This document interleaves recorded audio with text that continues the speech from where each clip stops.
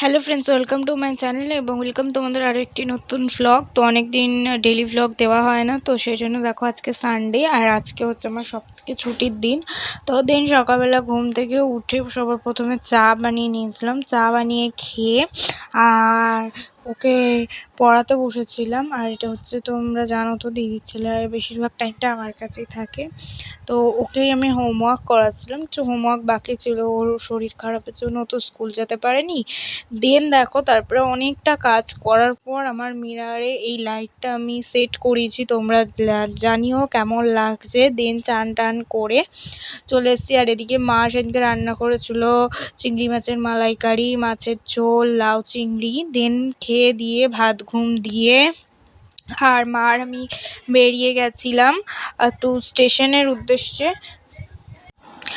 আমার তো এই মান্থে এটা বার্থডে মান্থ, তো কিছু শপিং করার ছিল আর একটা গিফট আমার নেওয়ার ছিল, তো সেটা নিজের জন্যই। তো তোমরা দেখতে পাবে সেটা বার্থডের দিনকে, বার্থডের ভ্লগে।